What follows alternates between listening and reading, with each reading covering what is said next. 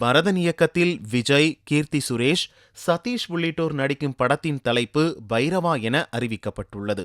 இந்நிலையில் பைரவா தலைப்பினை வெளியிடும் முன் அந்த தலைப்பு இயக்குனர் லாரன்ஸிடம் இருப்பது தெரியவந்துள்ளது. இதனை அடுத்து படக்குழு லாரன்ஸிடம் அணுகிய போது நண்பர் விஜயின் படத்துக்காக தாராளமாக எடுத்துக் கொள்ளுங்கள் என கொடுத்திருக்கிறார். இதேபோன்று அஜித் நடித்த வேதாளம் படத்தின் தலைப்பையும் விட்டுக் கொடுத்தவர் லாரன்ஸ் என்பது குறிப்பிடத்தக்கது.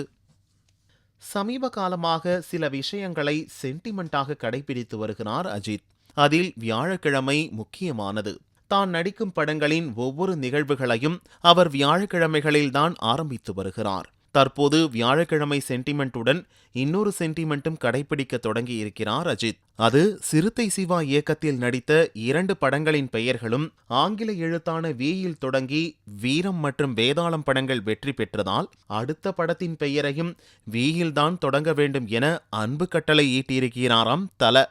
சூர்யா தற்போது ஹரி இயக்கத்தில் S3 படத்தில் பிஸியாக நடித்து வருகிறார். சிங்கம் படத்தின் 3ஆம் பாகமாக உருவாகி வரும் இப்படத்தில் அனுஷ்கா, ஸ்ருதிஹாசன் உள்ளிட்டோர் நடித்து வருகின்றனர். இப்படத்தை தொடர்ந்து சூர்யா கொம்பன், மருது ஆகிய படங்களை இயக்கிய முத்தையா இயக்கும் படம் ஒன்றிலும் நடிக்க ஒப்பந்தமாகியிருந்தார். இந்நிலையில் தற்போது போடா போடி நானும் ரவுடிதான் படத்தின் இயக்குனர் விக்னேஷ் சிவன் இயக்கும் அடுத்த புதிய படத்திலும் நடிக்க சூர்யா ஒப்பந்தமாகியுள்ளார். அனிருத் இசையமைக்கவிருக்கும் இப்படத்தை ஸ்டுடியோ கிரீன் மற்றும் 2D என்டர்டைன்மெண்ட் ஆகிய நிறுவனங்கள் இணைந்து தயாரிக்கின்றன.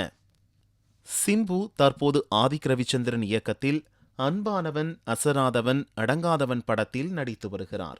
இப்படத்தில் 3 வெவ்வேறு கெட்டப்புகளில் நடிக்கும் சிம்புவுக்கு ஜோடியாக 3 ஹீரோயின்கள் நடிக்கின்றனர். இதில் 90களில் உள்ள கெட்டப்புகளில் நடிக்கும் சிம்புவுக்கு ஜோடியாக ஸ்ரேயா ஒப்பந்தமாகி அவர் சம்பந்தப்பட்ட காட்சிகளை படமாக்கி வருகின்றனர். இந்நிலையில் தற்போது இன்னொரு சிம்புவுக்கு ஜோடியாக தமன்னாவை ஒப்பந்தம் செய்துள்ளனர். தமன்னாவுக்கு ஜோடியாக நடிக்கும் சிம்பு எந்த கெட்டப்பில் இருப்பார் என்று தெரியவில்லை. யுவன் சங்கர் ராஜா இசையமைக்கும் இப்படத்தை குளோபல் என்டர்டைன்மெண்ட் நிறுவனம் பிரம்மாண்டமாக தயாரிக்கிறது.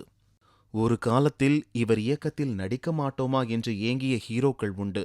மில்க் இயக்குனர் அந்த அளவிற்கு பவர்ஃபுல்லாகத்தான் இருந்தார். ஆனால் தொடர் தோல்விகளால் இப்போதெல்லாம் அவரை பார்த்தாலே ஹீரோக்கள் அலறி அடித்து ஓடுறாங்களாம்.